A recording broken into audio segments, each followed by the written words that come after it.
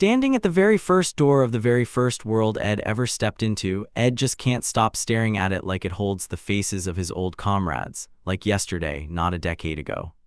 He grips the key, slides it into the lock, and prays for a peaceful world on the other side, but right now, we gotta check on our boy because things are looking grim. For years he slaved away, begging God to finally give him a reason. Then God went silent, and when a book crashed down behind him, he yanked it open like, is this the same one? And found the number plate was basically a clock for that door's world, meaning he might be able to return to the exact day he got kidnapped. Except the handle wouldn't budge, another book bonked him in the head. And the page revealed a key, but it could open the door to any world he'd visited only once, letting him come right back to his original world of light before the key vanished for good. While World Zero finally opened too, and the whole thing read like a brutally tacky commemoration service for his total expulsion. So yeah, his only move was to pick a safe world, use the key, and come back fast because if he got exiled again, he was one bad day away from losing his mind. That logic, his mood shot up. He darted from one door to the next, singing to himself, which one will open, until his feet stopped cold at door 1, the very first door to the first world he'd ever explored. When he looked back, he remembered the struggle. Everything was brand new. He'd been dumped into a different world with zero clue what was happening. And still, joining the hero's party, that was only for someone stamped as a hero. Ed. The best he could manage was a measly guard in his area. No way he'd be allowed in. The only thing that saved him was the very first exiled skill he got the moment he transmigrated, accidental thugbearer. It basically shoved him into the hero's path and made it happen. Ed might have solved one problem, but the rest, he was struggling hard, no fighting strength, no real skills that actually helped his crew. So when he felt that nightmare coming, what if they tossed him out any minute? He decided to clutch at usefulness like it was his last lifeline, arranging lodgings, hauling luggage, stocking consumables, and hunting down info on their next destination, anything and everything he could think of. He stayed in that crew for the next year and a half, sure, right up until he got exiled. And now he's staring at a door with a plate that screams 10 years have passed, meaning the Demon King should have been dead already, so why does the world feel like it's rotting? He shoves the book aside, sticks the key in the lock like it's forced tourist duty, and steps into the light, only to land in a grass field where the mountains loom close and a tower still stands in the distance. No monsters left, right? He mutters, then just as if the universe wants to laugh at him, a mound erupts behind him and a giant rattlesnake's eyes lock on. Ed turns in time to dodge, then smirks like, perfect. He yanks his sword from Stranger's box, slams out Stranger's box, no, Wanderer's treasury, whatever, the point is he's ready and his skills fire like a cheat code. Invincible impregnable wall stops the snake mid-attack, its venom hits, but magic absorb just drinks the chaos and leaves him untouched. After he guts the monster and goes back to exploring, he realizes the real horror isn't the wilderness, it's the town. Ruined walls, rubble everywhere. No way this is natural progress, and even worse, an old man tells him the truth. The Demon King's army didn't just win once. After Alexis was gone, they kept advancing, and this place was wrecked just 2 years ago. 2 years ago, 10 years ago, Alexis was still supposed to be. He learns Alexis died fighting 5 years ago, and the hero's party was wiped out, except Ed's stuck there processing the kind of betrayal fate only delivers. So he checks the compass, searching for where Alexis fell, then where Gonzo died, then where Tia, except the compass says it can't locate her, and suddenly Ed goes from shattered to unstoppable. Hermes dash, mirage shift. He barrels across mountains and snowy peaks like the world's on a timer, then hears demons plotting a fresh slaughter from the dark castle, marching, conquering, destroying everything. Ed basically becomes a runaway comet and blows their plans apart. Then the scenery turns back to peace, woodland, silence, a home built inside a huge tree trunk. And there's just one problem, he has no souvenir for her. So he grabs orange fruits from his storage, and before he can overthink himself into panic, he knocks, then barges in because the door is open. Who's there? Tia calls, and when she looks up and sees him, her shock turns into a full-body hug like she's afraid the universe will snatch him away again. He tries to keep his cool, but she's squeezing his cheeks, clinging to his neck, and acting like she can't believe he's real, like she's been praying in her sleep. They talk, they laugh. She brings up the fruit, the weird bath tradition, and his tattered cloak, and for a moment it almost feels like the old days. Almost. Then Ed learns why she was running on borrowed time. She healed, she fought. She used an elf secret technique that blasts spirit magic by mixing her own life into it, and the price was her lifespan. And when she attacked the lesser dragon earlier, she spent the rest of it in one strike. Ed, who came here to find comfort, has to watch Tia collapse, black bruises spreading like ink, and realizes the cruel twist. The clothes she wore were literally holding her together by sharing magic gathered by the tree. She took them off. The magic slipped away, and now she's dying. So he doesn't just sit there, he goes to action outside her home, sees a monster army lining up to crush everything, and tears into them like rage made flesh. Even when he hits a stone golem and starts begging the universe for a miracle, he remembers one-time ability, and everything clicks. He's not just fighting monsters, he's rewriting the past. Cut back. Ed remembers walking into Tia's room and how she shut him out of their nightmare by getting rid of him, Gonzo and Alexis in the background, Ed dismissed from the team, Tia admitting she did it because she couldn't protect him anymore, and because she needed to stop him from chasing her into death. Now it's the present. Ed stands up, steals time back with that exiled skill, and tells Tia he'll protect her. No more running, no more losing. Tia asks to see the border of the demon world, and Ed carries her like a promise on his back across endless stretches until they reach a barren land under a sky littered with 1,000 stars, the exact spot Alexis used that teleportation crystal on her. Tia tells Ed everything, how she thought she was exiling him to save him, how she believed she'd always be the one protecting him, and how she was wrong because Ed got strong enough to protect her. She leans on him, wishes for his world to be peaceful, and finally asks for his real wish. He says he's been away from home too long. Tia wants to see his house too, and Ed talks big about souvenirs, about dealing with idiots, about becoming something more than a luggage bearer, about defeating beasts, earning achievements, and maybe even becoming a lord one day. Tia's already smiling, already letting go, and that's when the story hits the hardest. Before he can finish, she's gone. Tia glided past, leaning on Ed with that grin like nothing mattered, right as our hero started wondering if this whole mess was really God's plan. Ed kept rambling to the heavens, bragging that he'd been doing God's bidding for a century, so this was how it ended, huh? He threw his fist into the air and swore he'd keep dancing on God's palm until he punched a hole clean through it. Then Ed demanded the higher being grant his wish, take every scrap of his past, future, and everything he had right as he triggered final exile. Unlimited, a one-time claim. A heartbeat later, a beam of light blasted him out of the world. When he blinked open his eyes, it was all white, blank, endless, suffocating white. And the second his brain caught up, he saw a chair and a table and went wild, bolting upright and shouting like he'd woken up in a nightmare, because it wasn't a dream, was it? He started panicking, kidnapped in his sleep, or did he actually die? He forced himself to calm down, then tried to remember today's job, exterminating clomels and pests trashing the fields. He'd finished, grabbed lunch, then planned to torch the nest in the nearby forest later, so why was he here? Just as he was about to dig deeper, a door appeared in the middle of nothingness, and behind him came a loud dunk like something had just dropped. He whipped around and saw a white book had fallen out of nowhere. Curiosity took the wheel. He read it, and it basically screamed he'd been exiled from this world, and if he wanted back, he'd have to join the hero's party across 100 different worlds, because getting exiled from all of them was the ticket home. Hell no, Ed snapped. He wasn't doing that, he was just a mercenary. No way he was signing up to chase a hero's party through 100 worlds. But then the sphere flared to life, buzzing with bright, shady energy, and the book warned him. Touch it and you gain some useful power. Sounds sketchy? Yeah, but what choice did he have? He just wanted home. So Ed steeled his nerve and touched the sphere. Memories hit like lightning, streaks of light smashing into his mind, his old exiled skills pouring in, and they didn't even feel useful at first, until an image of 3 masked faces flashed across his thoughts. Then the sphere dumped everything from his last 100 years straight into him, world after world, exile after exile, until he was shaking and helpless, thunderstruck. He couldn't take it anymore, and then another memory slammed in. A man telling him not to give up, that they could change the past. And there it was, Tio's face in his mind, on all fours like it was real, asking what he wished for in the future. When it was over, Ed smirked, because that was * his wish. He looked God in the face in his head and bragged that he'd outwitted him and won the bet. In exchange for that one-time claim, Ed gained a power so impossible it could even trick God. The 101st, the best exiled skill ever, one that deceives even the Almighty. And it came with a blessing from the second lap. Now Ed, this version, stepping into the world right now, inherit all the memories and abilities his future self earned.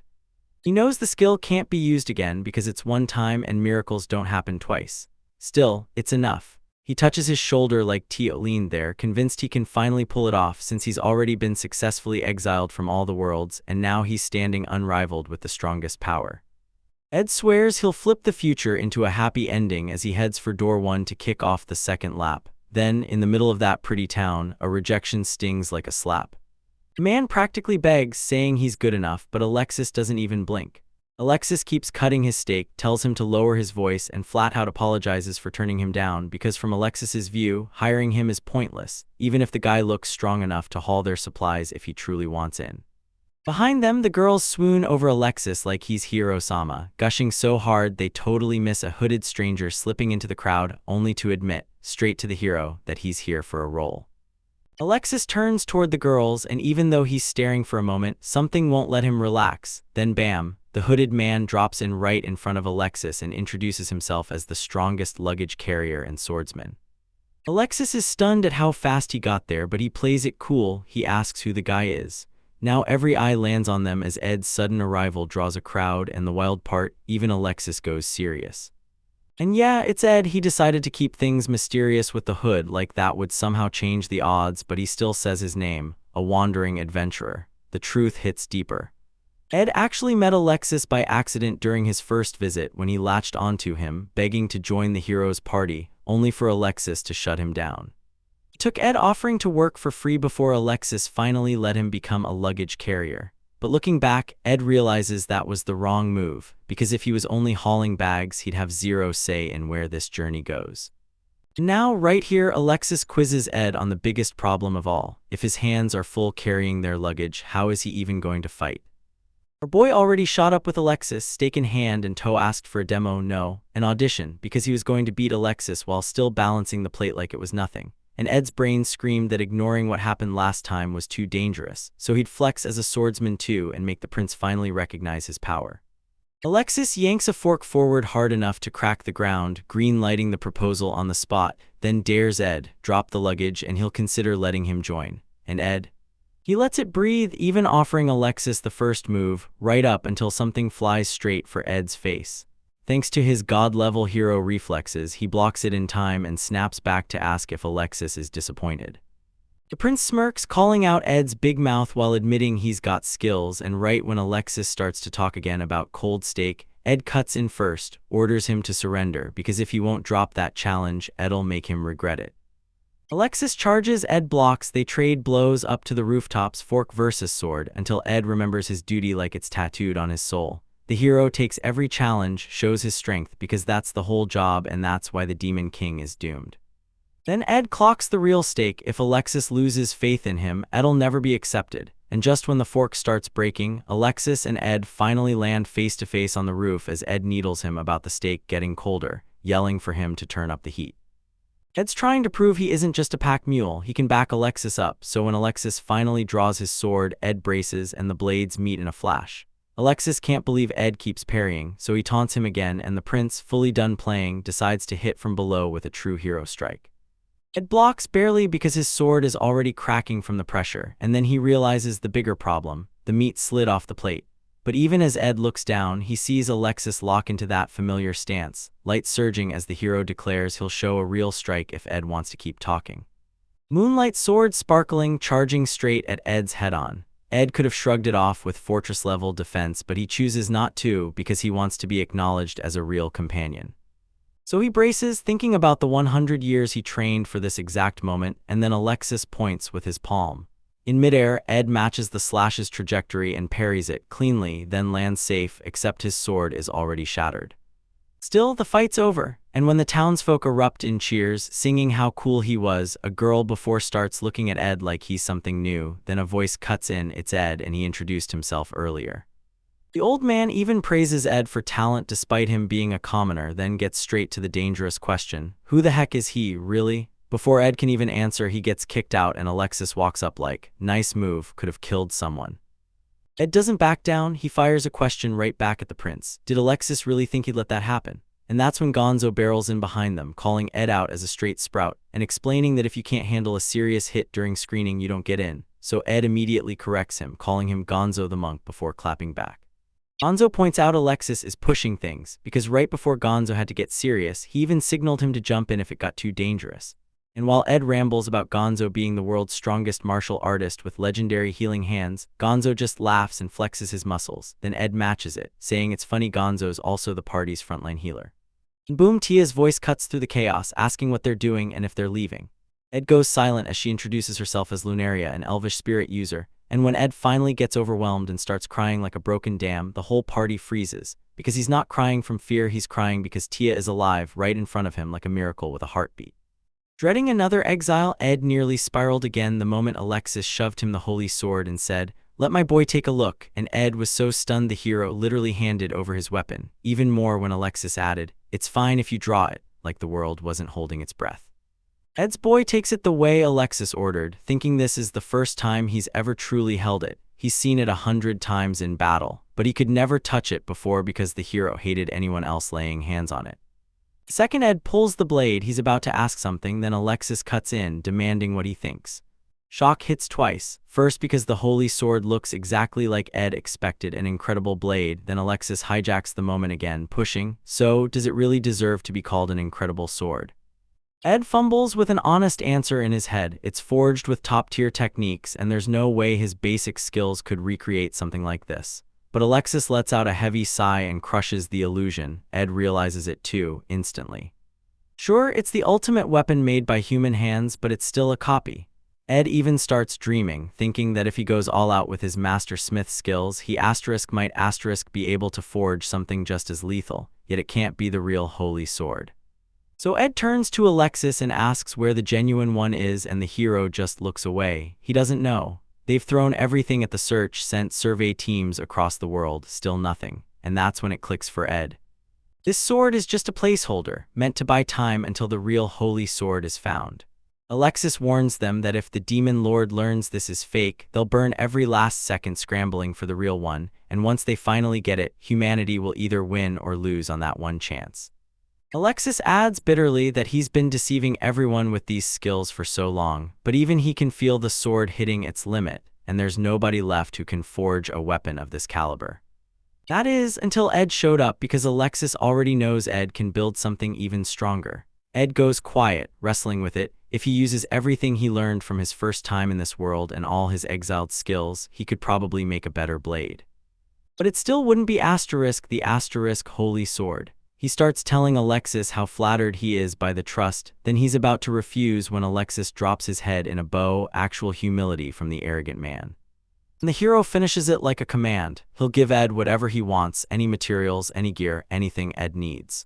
Just so Ed could forge him a sword, Alexis could keep playing the hero, but Ed snapped, telling him to stop bowing his head to someone like him. Alexis didn't fold, saying he'd bow as many times as it took, because the hero carries every future on his shoulders, and if his failures spill over, they'll become everyone's too, so they can't falter. He has to be the beacon.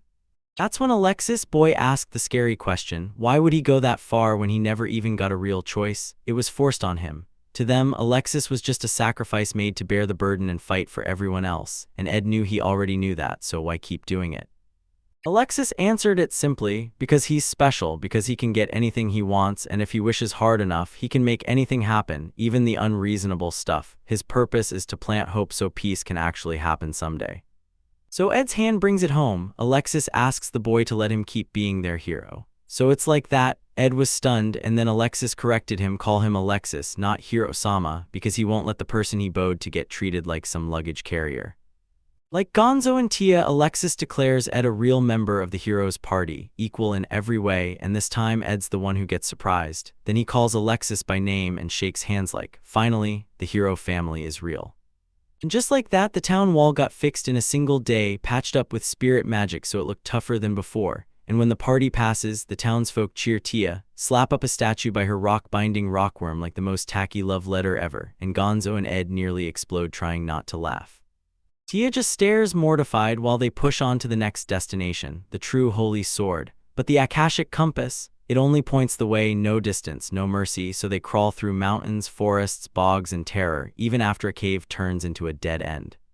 3 months later, they finally reach a misty forest hidden beyond the northern frontier, only to find the whole place is trapped under powerful illusion magic. Mess with it wrong and a new spell slams down, plus the mana is twitching like it's reacting to something, like Alexis is here. The group exchanges looks. Alexis smiles. They've reached the right spot. In a patterned open ground flanked by stone golems, a pool sits at the center, and half buried in the water, there it is, the holy sword. Ed nearly asks, but Alexis stops him when the hero speaks an old saying about where his strength truly rests. He realizes the truth. The hero had to come in person, no one else could find it.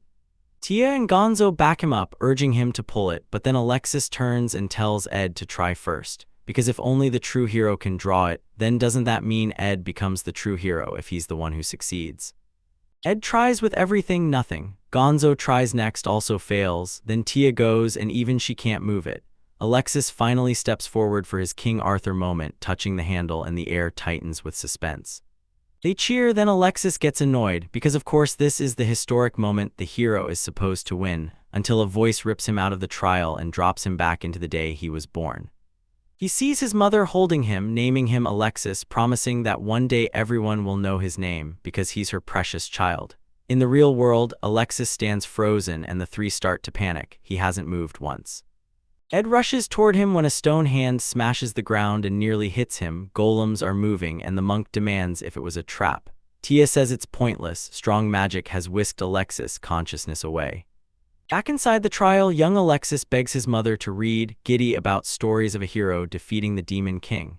Then the scene flips, his younger self builds himself into that hero, training non-stop until he meets Gonzo and realizes he isn't special after all. Alexis tries to take Gonzo down, blocked instantly because he's just a boy. Meanwhile, Gonzo, Ed, and Tia are battling golems in real time, weapons scraping and magic bursting, so Ed and the others switch tactics, targeting the magic driving the golems because brute force does nothing. One shin at a time, one hit at a time, they carve a path forward while Alexis stays motionless, stuck inside his own past, watching the day Gonzo finally pushes him to become the hero anyway, the day he's crowned, knelt at the finish line, wondering if this is what he even truly wants. Tia enters as his companion, but then the memories get darker. The plan to remove the hindrance, the warning that if Tia didn't do it, Ed would have followed, and she couldn't protect him anymore. And then the voice returns, not as an illusion, but as a cruel potential future that happened long ago. The hero never proved himself, the people loved him, but the promises died anyway, and nothing remained. Alexis can't pull the sword while that voice dares him. What makes him a hero if he's only called one? A hero gives everything to save the world, but Alexis was too stubborn, too convinced he was special, and the voice says he'd rather rot in his own defiance than commit to his duty. The vision ends with a teleportation crystal in Tia's hands, and on the outside, the biggest golem finally awakens and charges the still frozen Alexis. The voice asks again if he's truly a hero. Alexis answers the only honest thing he can. He doesn't know if he's a hero just because people slapped the title on him. He thought he was special because everyone kept calling him that, so he played the part. But then he snaps into clarity. He admits the truth. He isn't a true hero that way, and Ed calls out to him, furious. Alexis adds the real twist. It's the people around him who decide what great looks like, and that's what makes him special. Ed finally declares he'll surpass the voice's truth and write his own, then he pulls the sword free. Light explodes, steel cuts, the biggest stone golem gets split clean in half, the slash punching through the forest like a new dawn. Alexis stands there holding the glowing true holy sword, power humming through his hands, and Tia blurts that it looks beautiful, like someone sharpened the moon itself. Alexis stares, amazed, and with renewed conviction, he vows he'll break through the demon world and reach the demon lord, because with this power, and with all of them pushing him forward, they can actually win. And just like that, Alexis steps fully into the role, moonlight reflecting in his eyes as he talks about the technique he just used, like the hero finally became real. Right before the fight with the Demon Lord, Gonzo shoved Alexis towards some real rest. Swearing he seized control of the Night Watch. Alexis pressed for Tia and Ed, and Gonzo just sighed. Both were wiped out, and they'd already crashed out and were sound asleep. Alexis shot Gonzo a grateful look for sticking by him all this time, and Gonzo's face lit up with shock like he hadn't expected it. He leaned in and asked what was wrong, wondering if Alexis was panicking about whether she'd even make it through the Demon Lord's fight. Alexis shook his head hard, insisting, "Nah, it's not like that, I just have to be ready because I'm going to live my own life." Gonzo shot an eyebrow up like he didn't buy a single word. Alexis stepped back and asked, "Do you really think I'm not ready?" Alexis shot him a confident look. Yeah, he was ready, but he also warned him not everyone else would be. With a smirk on his face, Gonzo went blind to the doubt. He wouldn't let Tia and Ed surprise him, not when he could barrel in with his strength and protect everyone. Alexis leaned in and told Gonzo, if that moment ever arrived, he'd have to swallow his pride and forgive him for being selfish. He burst out laughing, then froze when he saw something, snapped into a warning shout for Gonzo. Gonzo snapped his aura shield into place in a blink. and demanded to know if Alexis had finally spotted their target. Ed snapped that he couldn't keep track of it, too many obstacles slammed into his path. Alexis ordered him to step back, promising she'd crush them all with a secret technique. He snapped his power on, full moon light sword blazing to life. With a blinding flash, he wrapped his weapon in a crackling bubble of light. Grinning, he burst forward. He stared in awe, like the whole scene just blew his mind. Meanwhile, Alexis shot Tia a quick look and asked if she was ready, then Tia nodded and confirmed it. He jabbed at the tallest tree and shouted that's where their target was hiding. Tia unleashed her user magic like a spark that lit up the whole room. Tempest Ray snapped the bowstring and loosed an arrow straight into it. A towering, endless forest split the human world from the demons, and it was off-limits, packed with deadly magical beasts that would rip you apart the second you dared to step in. Ed remembered it like a punch to the gut. 10 years from now, his own past self dragged Tia through this exact spot with a forbidden power, and that crazy trip was the only time it ever happened. Trying to cross like normal would have been damn near impossible without a hero's powers. Then they huddled by the fire together, realizing they'd already pushed through this far, so the road ahead had to be survivable too. Tia told them they needed a breather, then admitted she'd been craving Ed's home-cooked meals ever since they started living on nothing but preserved food. Ed cracked up and swore that the second they get back to town, he'll cook her the most mouth-watering meal of her life. Gonzo nodded and said, "Look, give me a great meal by myself and I'll be good to go." Then they whip around to Alexis and demand, "Are you okay?" after unleashing a move that strong. He told them he was okay but didn't hide the truth. He still couldn't tame it yet, not fully. "I'll get better," he promised, because he was a hero and heroes don't give up. Tia stared at the timeline and couldn't believe it. She'd figured beating the Demon Lord would take years, but it had only been 6 months since she met Ed, and now they'd already come this far. Gonzo agreed to. Ed fell silent, lost in thought as those 6 brutal months replayed in his head. He remembered the rule for coming back to the white world. You had to stick with a real hero party for over 6 months, and he'd already crushed that requirement. Next, exile would slam down on him like a sentence. Lost in his own thoughts, Gonzo tossed out one line that hit like truth: "One day together beat 10 years apart." Ed stared at Alexis, now the wielder of his true holy sword, turning him into the strongest man alive. With Tia and Gonzo at his side, they forged the best hero party around, but Ed couldn't stop wondering where he truly fit into the chaos. Ed stared at the chaos and realized it. Sure, they were teaming up, but their missions didn't match his. He couldn't shake the feeling they all wanted to cling to this world, while his heart ached for the one thing he couldn't stop: going back home. Sometimes he'd catch himself thinking, can I really keep living here? But deep down, after everything he'd seen, his heart still burned for more. With his heart sinking, he stared at Gonzo and Tia blasting with water, grinning and pumped, ready to storm the Demon Lord. Right after he sealed the Demon Lord's fate, he suddenly turned to everyone and demanded, "So what's next? What are your plans?" They blinked, completely thrown off by the question. Then Tia flashed a smile and asked Alexis, would he rise to become a king? They all burst out laughing at the idea.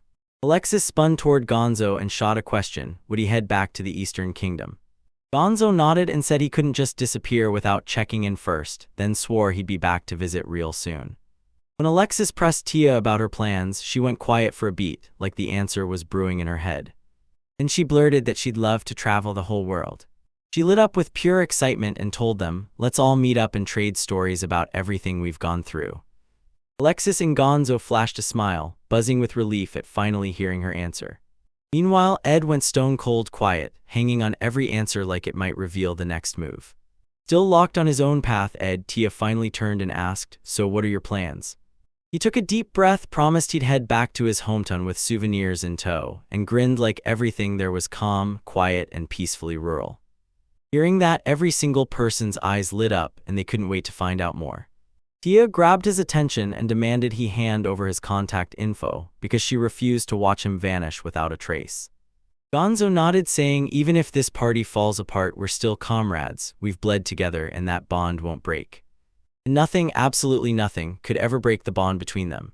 Seeing Gonzo's conviction, Alexis blurts out a joke that maybe he was so desperate he started drinking water like it was the only thing that could save him. With a stone-cold look on his face, Ed stared at Alexis and demanded he make sure he crushed the Demon Lord. Alexis shot back with steel in his voice. He was keeping that promise no matter what. Ed shot his fist out and demanded Alexis make a vow. Together, they'd take down the Demon Lord no matter what it cost. Alexis couldn't help it, she was totally caught off guard. Then he shot back the fist bump, all confidence, swearing he'd wipe out the demon lord for good. This was only the first goodbye Ed was convinced would repeat 100 times, because he could already feel he'd never make it to the end of that journey. While everyone collapsed into their tents, he stayed on guard all night, burning with the need to give it everything, so when morning came, he'd have zero regrets. Suddenly, Gonzo jolted awake and stepped outside. Ed said he could finally rest, he'd take over and keep watch. Then Ed asked, "So what about Tia?" Gonzo fired back that she was fast asleep, dreaming peacefully, yet somehow he couldn't shake the feeling that something was seriously wrong. Ed hesitated for a beat, then leaned in and asked Gonzo if he'd want him to ask any questions at all. Gonzo just stared at the question, utterly baffled. But he'd already decided he'd never look back with regrets or let anything yank him off his path. This was the last mission before his exile. Now, in the present, he sprinted alongside them, racing toward their destination. Gonzo lit up and shouted that they'd finally reached the end of the demon world. After nearly a whole month of grinding through it, they were finally there. Alexis blared that he'd clear the way, no hesitation, no stopping. With one crushing strike, he tore open a path forward. Watching it unfold, Ed couldn't help it, he chuckled under his breath, wondering if this was exactly why the very first hero's party got wiped out. Straight ahead, the demon lord was already waiting, grinning like a true menace as he welcomed them in, monsters packed around him, vibrating with excitement for the final showdown. With a wicked smirk, the monster, clearly the general, taunted Alexis like it owned the whole battlefield, insisting that only a real hero like him could carve a path through the demon world. Would wonder if he even had the strength left to stand up to this army in his battered, exhausted state. Ed heard that and shot back, asking if the general wasn't stretching the truth just a little. He added that Alexis would slice a perfect signature into Degener's body with his only sword, then call out anyone hungry for a hero's autograph to come line up. The general chuckled and shot a sharp question: was this really the hero he'd been hearing about? Reports said the man who was said to have cornered Cyan, a top leader, wasn't a hero at all, just a black-haired baggage carrier. Suddenly, General Zai's voice echoed again, confirming that Alexis really was the hero. Alexis and the crew stared at it, all wondering the same terrifying question: could a creature like that even exist? Ed kept his cool and leaned in, asking the general, "If I stay here, will you let the others go?" The general just let out a sharp laugh, like he knew exactly what was coming, and said that no way, he planned to wipe them all out right then and there with his entire army. Alexis snapped to it they had to crush the demon forces before they could move an inch, and she couldn't help but sneer at how foolish demons really were, acting like a god while spitting out useless nonsense. Raging out of control, the general screamed that he'd kill the. He snapped orders and unleashed his monsters to attack. As the monsters come charging in, teeth bared. But Alexis gripped his holy sword, spun toward Ed and snapped, "Let's end this in the blink of an eye." He nodded back with a sly, barely there smile. But Tia shot them a warning: don't burn all your strength yet, because they still had the demon lord to crush. Gonzo nodded, then yelled with pure grit, "You two go, leave the monsters to me and Tia." Fierce resolve hammered through him as Gonzo surged forward. Tia unleashed her magic and slammed it straight into her attack. He unleashed brutal spells that obliterated a swarm of monsters in one single blast. Chaos exploded around them as the general barked orders. His monsters swarmed the hero, slamming into the group to drain their strength one brutal hit at a time. He froze when he saw the elf's magic. No matter how hard he tried, he just couldn't keep up with their power. Staring at their defense, he muttered through stunned disbelief. It wasn't anything like what he'd been promised, and their magic refused to slow down or fade away. Panic surged through him as he screamed, commanding the ground to cave in beneath them. Suddenly the ground under their feet started splitting wide open like the world was breaking in half. They shot the group, and suddenly everyone started wondering, was this a trap? Tia snapped a protective bubble around them, softening every drop as they plunged downward. Alexis hissed that this kind of collapse wasn't cutting it, and that they needed real support to stop it. Then Ed glanced down and went stone still. He snapped to the horror in time. There was a gigantic snake waiting right below. It blared a warning to everyone: grab onto something right now. Tia snapped her earthly arm magic into action and snared them, snatching them just before they could tumble into the giant snake's jaws. Gonzo dug in his feet and stood his ground right before the monster, while the others clung to its massive head, gripping tight as they strained to keep control. Snake sneered, taunting them, thinking they could slip away, while he warned he'd tear straight through their defenses. Gonzo smirk blurted, I never imagined something this massive could even take to the sky. Then he lunges forward and swings hard at the monster. With the snake locked on him, Ed lunged, heard sword first, carving straight for its head, yelling for everyone to brace for a crazy, breezy ride. Ed's punch drove a snake into agony, and it began thrashing at breakneck speed. Ed shouted at Tia to blast her wind magic and throw up a shield around them, saying it's gotta stay stable, because if it slips they're all going down in one deadly crash. Suddenly they were floating above the ground, like gravity just vanished. Smoke curled around them like a living shadow, and they couldn't help but wonder, did their plan finally work? Tia nodded and said, it's right there, close enough to miss, but somehow I made it just in time. He thrust a potion into her hands and told her, you've been burning through magic like crazy. Then toss one to Gonzo too. Gonzo grins and declares his muscles can't be shaken no matter how hard they get hit. Still, Ed won't back down, insisting he chugs the potion to bring his magic strength roaring back. Right then, Alexis snapped Ed's focus onto their surroundings like the world had flickered, because they definitely weren't in the place they thought they'd end up. They all locked eyes forward, and then it hit them. They'd crossed the line and were standing right at the edge of the real demon world. Tia voiced a sharp worry, asking, is going in straight like this really worth the risk? Gonzo shot back, we just cleared one hurdle. If we ditch the demon army, we'll get hit from both sides, and Tia nodded hard, knowing they couldn't pretend that danger wasn't coming. Right then, Alexis demanded everyone's attention. He shot each one a heartfelt thank you for sticking by him through it all. And laid it out flat, this spot was a death zone. Not like him, a hero carved by fate, racing to fulfill their destiny. They still had their own lives to juggle, and everything depended on what mattered next. So he leaned in and demanded, will you fight with me to the very end? Ed figured Alexis wasn't just showing off, he thought pride and pure stubborn determination were driving her. The very same traits that pushed him to back Tia earlier now left him shaky and unsure, like vulnerability had finally caught up to him. Tia flashed Gonzo a grin, and they both nodded like it was game time. They said it like it was a no-brainer, of course they'd fit together. Alexis looked like that answer hit her straight in the chest. Then Ed burst into sudden laughter, admitting he was just relieved they were strong enough to keep going without him. With a hurt look on his face, he swallowed his pride and apologized, then admitted he couldn't come with them. Alexis got totally thrown off when Tia looked him dead in the eye and asked, are you joking? But Ed swore he meant it, then snapped off an apology to make it right. She froze in surprise and reminded him, you promised you'd stick with me till the very end. But I told you. He'd been wrestling with this thought for ages, like it was burning in his head for years. If he stood his ground and fought the demon lord alongside them, would he still claw his way back to his home world? So if Alexis gets stripped of his hero status after the demon lord's defeat, does that even still satisfy the exile terms that booted him from the hero's party? Ed knew he'd only find out by jumping in, but if it failed, he might never claw his way back home, and that thought shredded his confidence, leaving him torn as he faced the brutal gamble of risking his own life, wondering again if he was really walking away in the middle of their journey. Then Alexis finally broke the silence, admitting that choosing this at such a critical moment wasn't easy. He said, as heroes go, you all look weak next to me. But he knew for someone like Ed, even this was pure life or death, so when Tia heard Alexis say it, shock hit her like a punch. But he kept talking, insisting this was exactly what Ed needed to get home again. So yeah, that was the right call after all.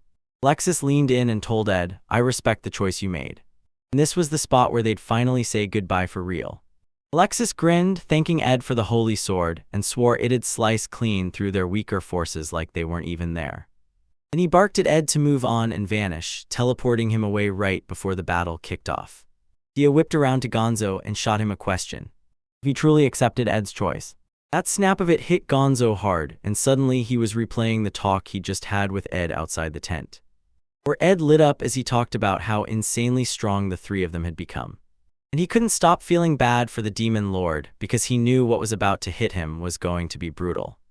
Gonzo snapped it into his head, this wasn't just the three of them, it was all four standing shoulder to shoulder, and that's what forged the hero's party. Right in the middle of that chat, Ed leaned in and asked Gonzo for a favor, and Gonzo's eyes lit up with pure curiosity. And Ed had warned them once they smashed through the demon realm, a brutal army was already lying in wait to ambush them. Gonzo, all swagger and confidence, figured if it was the same kind of army as last time, they'd crush them without breaking a sweat. Ed warned them this time the army wasn't just bigger, it was built tougher. Gonzo knew this was the perfect opening to slash their numbers before the final showdown. Ed stormed off saying they'd barely slept, and they'd been locked in non-stop battles for days. Gonzo admitted it was impossible to stay razor-sharp under those conditions, even while they kept racking up wins, because I'd already called out that the strain was starting to creep into everyone. And he leaned in, grilling Gonzo hard, asking if they truly thought they could beat the Demon Lord in a state this drained. Above everything, Ed made it his mission to get Alexis to the Demon Lord, and Gonzo swore he'd back that same goal all the way. Ed warned them, when the moment hits, you better make the logical call. And he told Gonzo the same way he always had, if the time ever comes, I need you to ride in too, right here, right now. Ed snatched the heavy bag back from the ground and shoved it into Gonzo's hands, saying it'd be easy for him to carry. With a fierce stare, Gonzo demanded whether this was the exact moment Ed had warned him about before. Ed nodded, making it clear he was all in on him. Gonzo grabbed the bag, then snapped, Alexis, Tia, come on, follow me, as they were heading out. Tia froze for a second, then asked herself, and out loud, if it was truly the right move to shove herself the other way while the Demon Lord's army was charging straight ahead. Ed turned on his heel and started striding away, leaving everything behind. Gonzo clamped his grip around Alexis' hand, not letting go. Alexis, all tangled up in confusion and fury, snapped, let go, and demanded, what the hell is happening? Rage in her voice, Alexis snapped at Gonzo that using a comrade as the price to move up was dead wrong. Gonzo threw up a magic barrier to stop Alexis from slipping away, and Alexis, still blazing with rage, screamed that he'd never accept what Gonzo just did. Watching them, Ed cracked a grin like he already knew Alexis would react exactly like this. He knew exactly how selfless he was. He'd save Tia first, then worry about himself, while the Demon Lord, hell-bent on crushing Ed, slammed his full army forward. Ed stood poised and thought, if I wipe out this army right here, Alexis and the others won't have to fight anyone but the Demon Lord himself. Alexis snapped that the Demon Lord wasn't hunting anyone else, he was coming for Alexis, and Alexis knew it. And if that's the case, then he's the one who has to step up and face him. Gonzo, boiling with frustration, snapped at Alexis that if he really was the hero, he had to see the fire in Ed's resolve. He fired off a challenge to Alexis, demanding, so tell me, what should a hero do right now? Alexis paused, staring into the weight of old regrets, times when he'd almost convinced himself he could do more and times he should have. Meanwhile, Tia's smile died as she remembered Ed telling her he'd never let all their hard work go to waste. She couldn't shake the question, was it truly the right move to let him walk away like this? Alexis glanced at Ed, and Ed just sat there with that calm, steady smile, like he was daring Alexis to admit whether his pride would block him from doing his duty.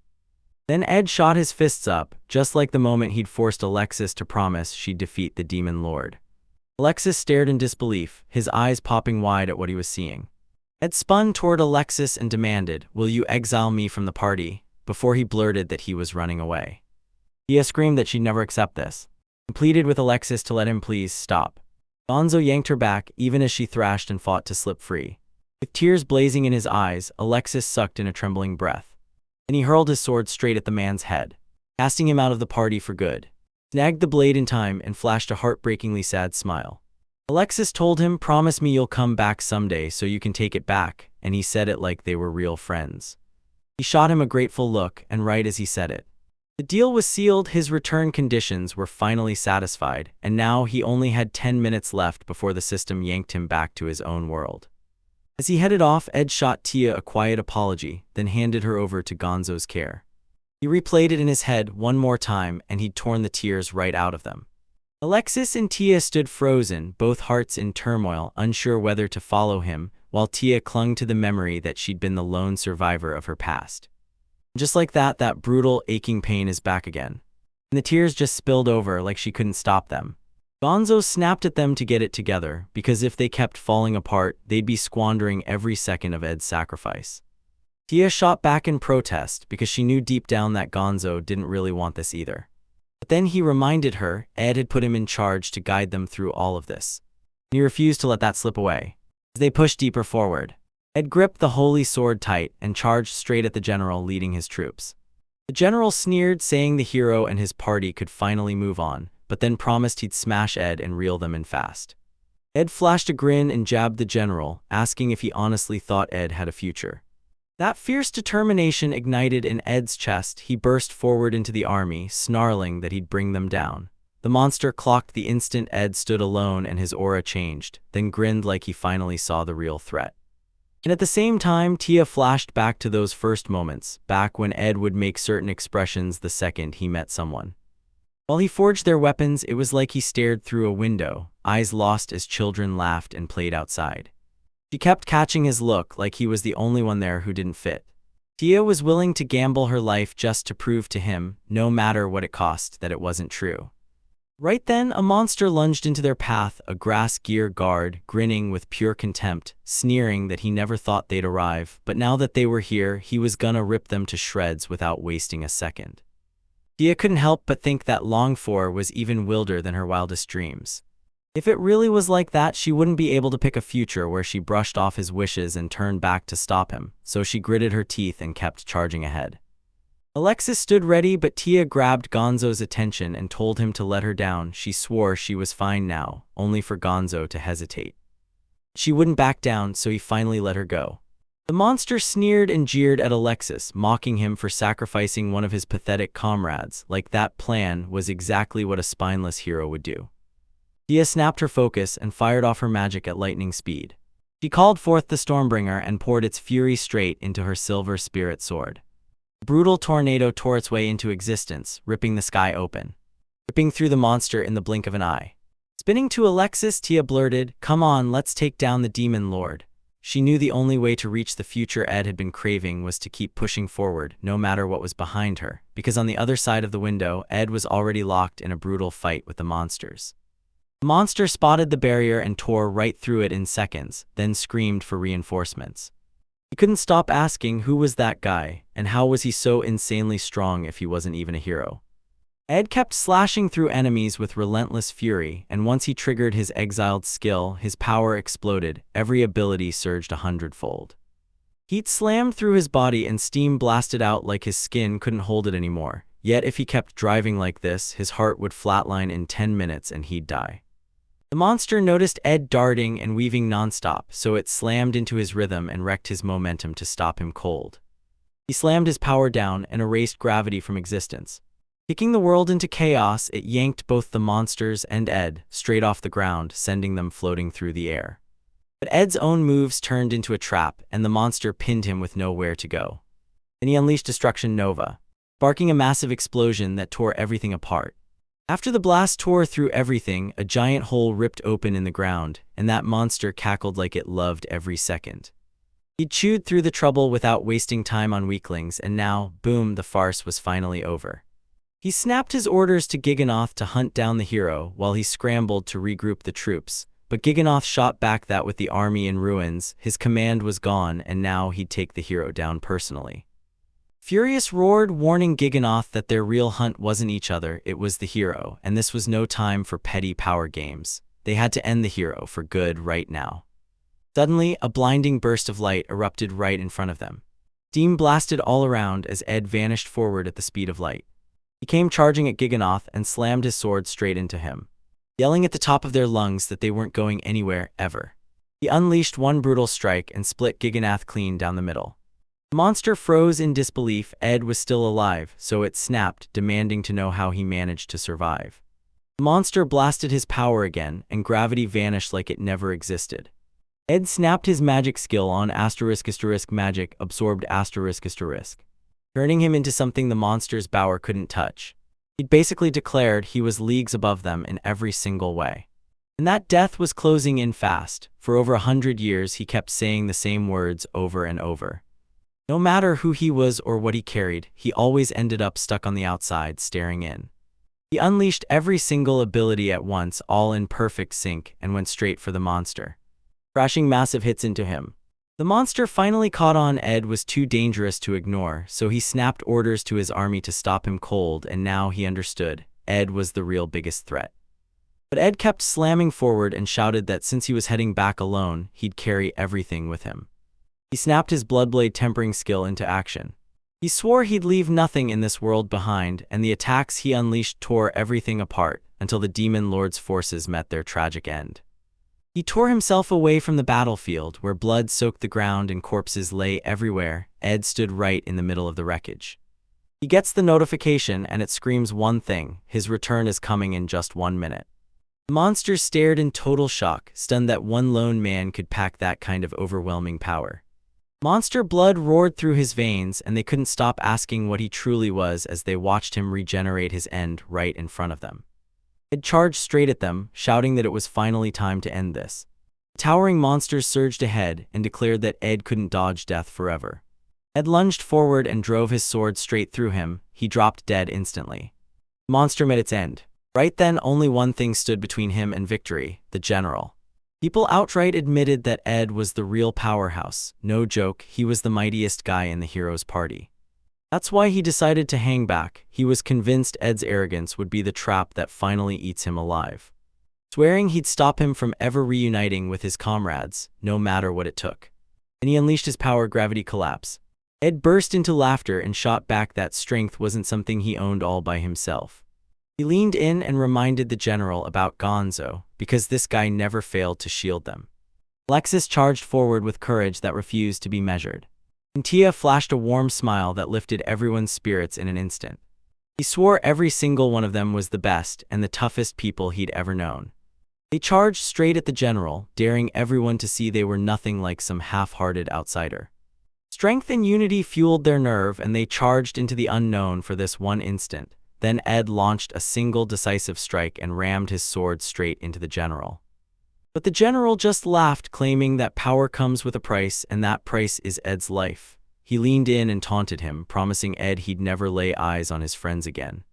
Rage exploding in his chest, Ed swung a devastating strike that cut through the general and ended him. Ed sucked in a deep breath, and even with his boosted recovery power, the strain still crushed down on him. It was brutal, but he finally exhaled and grinned. He'd wiped the last of his enemies off the board and made it just in time. Now he decided nobody was going to block his friend anymore. After that, it was all on Alexis and the others. As he strode along, Ed couldn't help but wonder what in the world they'd do next. With the world of ruin finally gone, he let himself believe in a blazing future for Alexis and Gonzo, while Tia could stop hiding in the forest once and for all. He couldn't stop thinking that at last, this world's everyone could breathe easy and live in real peace. As he spun around, it hit him: this was it, his last moment here. And the question burned: did he really keep his promise to Tia?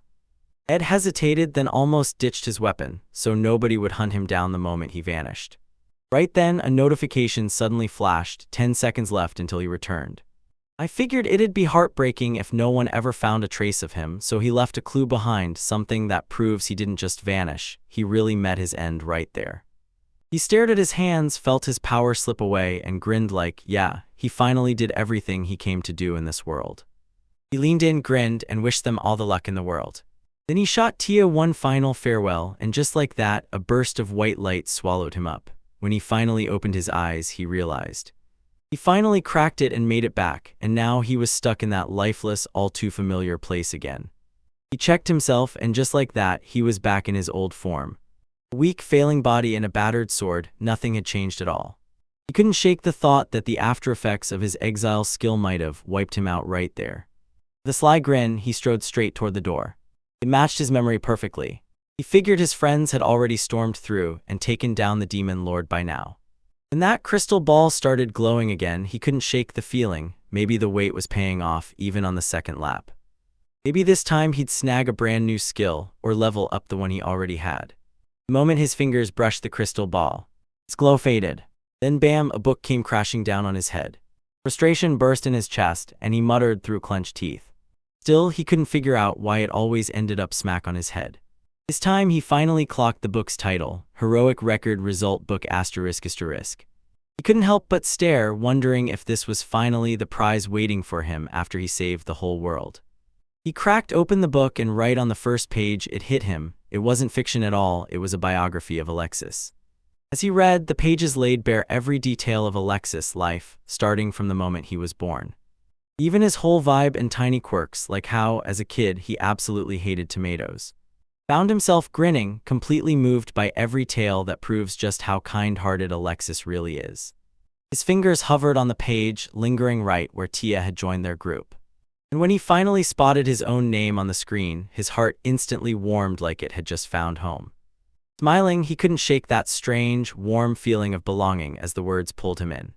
Then he stumbled into a passage about a fourth friend and comrade, a hero who rode with Alexis and the others, making it possible for them to even dare to challenge the Demon Lord.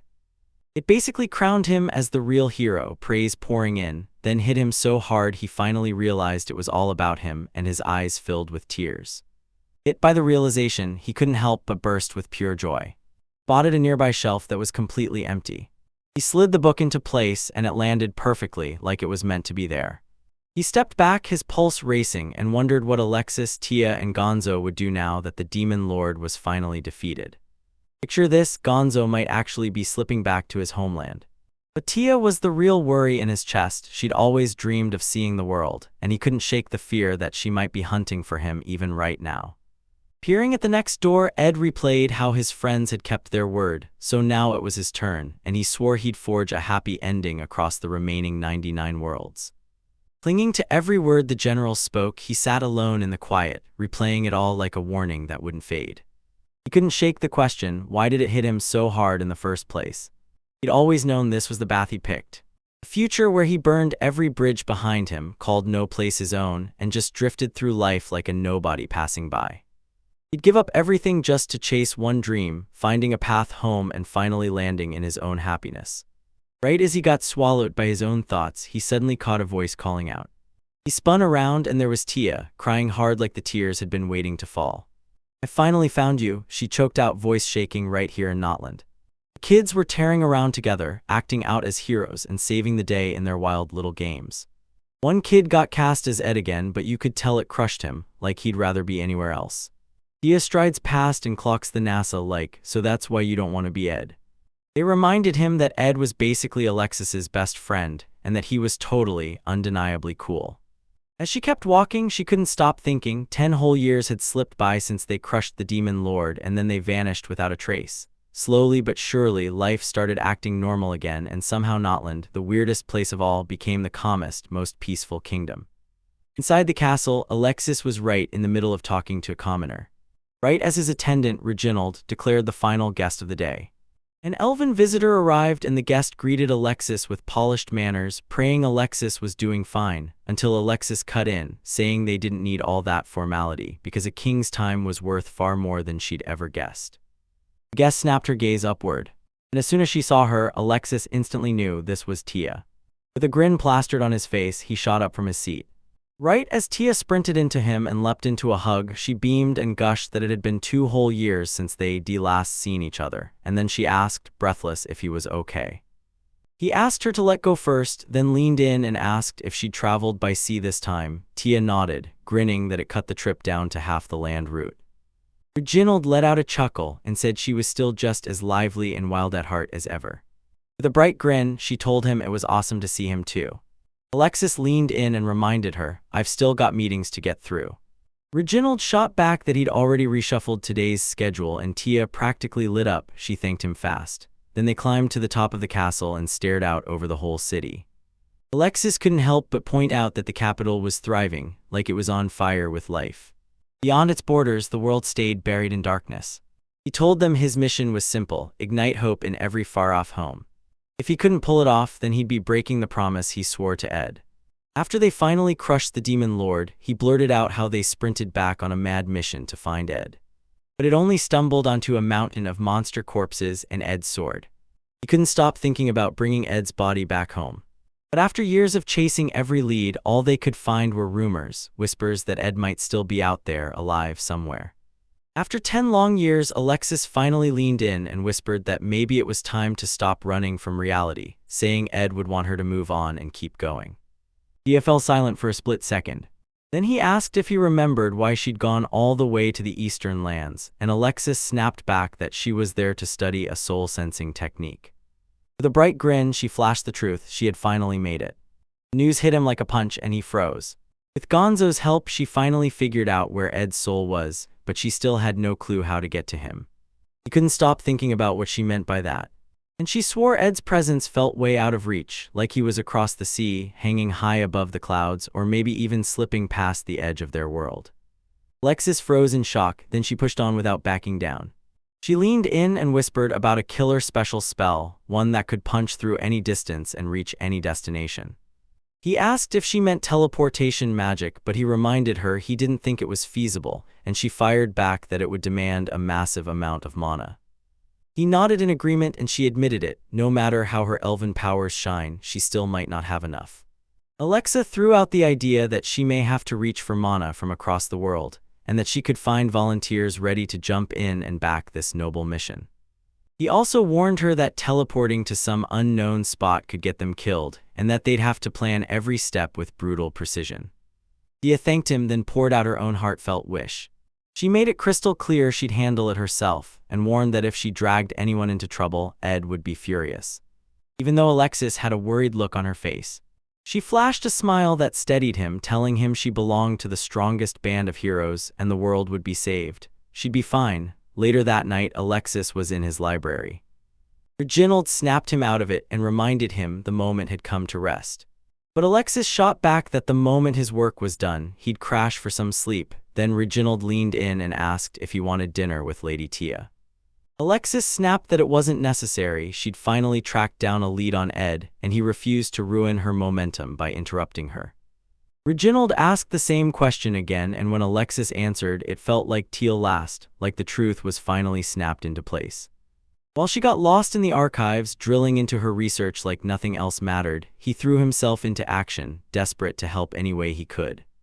Reginald's worry hit him hard as he wondered if they'd been grinding too fast, and prayed they wouldn't end up breaking themselves. Alexis burst into laughter and soothed him with words that instantly put his mind at ease. Smiling from ear to ear, he admitted they finally snagged a real lead on their beloved friend. He would not let that chance slip away now. Meanwhile, in the archives, a young assistant named Lynn slid a fresh stack of newly published research papers into your hands. Tia thanked her, then apologized on the spot for forcing her to haul all those documents. Lynn waved it off like it was nothing, then grinned and promised she'd happily do it all day. With a grateful heart, Tia replayed Alexis' kindness in her mind. He really gave her access to the National Archives. Now she could devour almost every research paper and even crack open secret files she was never meant to touch. She couldn't believe her luck. These friends had her back in every way. With pure grit in her chest, she vowed that no time on earth could stop her. No matter how long it took, even if it cost her her whole life, she would reach the end. While she read, she caught it. Ed's silver-winged sword, left behind, was still locked away in the kingdom's treasury. She finally pinned down Ed's location by using one of the sword's wings, realizing that he was somehow impossibly farther than anyone could reach. Burnout hit her hard and she couldn't stop asking, why did this thing spiral so far out of control? Right as she was about to drift off to sleep, the book suddenly caught his eye. He snatched it up with burning curiosity and she spotted the author's name, Rouge, then hurried toward the castle with a grin where Reginald greeted her. He clocked her bright, bubbly mood right away and leaned in, asking if something exciting had just happened. She just giggled and said, "Does it look that obvious?" Unable to hold back her excitement, she bolted inside, practically bursting with joy, and then blurted out that she'd uncovered something absolutely mind-blowing. Until I clocked it, Alexis was sitting right in the middle of a meeting, and my embarrassment hit like a truck. She hurried out, snapped into an apology, and slid right back outside. Alexis barely held back a laugh while the others in the room stared at her non-stop energy, grinning like her good vibes were contagious, and then they leaned in, wondering what massive discovery she might have just uncovered. Alexis blared that everyone was getting a short break. Then he stepped outside and spotted Tia, her face all flushed like she'd just been caught off guard. He clocked that she was more restless than ever and pressed, "What's eating you?" She apologized for barging into his meeting. Then she practically lunged forward, thrusting the book into his hands, eyes shining with wonder at the author's sharp insight, while her mind raced with one burning question: what kind of person could write something like this? Alexis scanned the author's name and immediately knew this person was seriously talented. She asked to borrow the article, then froze when she spotted the armor on him and blurted out a curious question about it. He told her he was rushing to check the deadly zone, then reassured her she could keep the article since the original was safely locked away, before he leaned in and asked what she'd found. Tia's face lit up as she said, "If I put the theory from this article to use, the method I almost quit might finally work." Then she skidded to a stop and whispered that it had to stay secret for now, but if things went her way, she'd tell him everything, and he grinned like, "I can't wait." And she looked him in the eye and told him to count on her. She turned that experiment into a guaranteed win. She thanked him for the article and shot him a hopeful, good luck for everything he was about to create next. She shot off with pure determination, ready to throw her whole heart into it, and right then she approached an old man asking for just a moment. He looked up and his eyes widened when he realized it was Ms. Tia. He couldn't stop himself, he just had to know what the hell was going on. He blurted out, all fired up, that she'd found a shortcut. Even if it was just theory, if she could make it click, she'd break free from this world and finally reach the end. She just said it needed to be tested in a mana-soaked place like the demon world. With fire in her eyes, she climbed onto her eagle and launched straight toward the demon world. She couldn't stop thinking about how Alexis and Gonzo were each stepping into their own destiny, but in totally different ways. That's why she couldn't drag them into it. This mission was hers alone to finish. With 10 years of memories crashing through her mind, she finally stopped pretending and admitted the truth to herself. Even as she doubted her plan would work, one thing never changed. Ed still burned in her heart after everything. This time she was dead serious. She tore into the demon world and landed beside a quiet lake. The moment the whole process kicks off, when mana starts getting pulled together, thread by thread. The air crackled with pure electric energy, like something huge was about to explode. But as she channeled it, her mind snapped into full focus, flipping in and out, utterly drained from the sheer grind. Suddenly, a massive bear tore into view right nearby. He snuffed it out in a flash. But the fight kept siphoning the life out of her. She reignited her spell by the lake. Mana surged around her, growing stronger by the second. Her vision swam with blur as she fought to keep her eyes sharp. Then, all at once, the whole lake area went dead silent. With nothing but emptiness around, Gonzo finally slipped into Notland, right when Alexis was waiting to greet him, and after 4 long years, they shared a warm reunion and headed straight for the castle. As we caught our breath, Gonzo leaned in and said he'd hauled in some of the fiercest battle monks from the eastern continent. Alexis thanked him on the spot, then lit up with the idea. If they could purify the miasma out here, that would be the first real step to officially setting up a teleportation gate.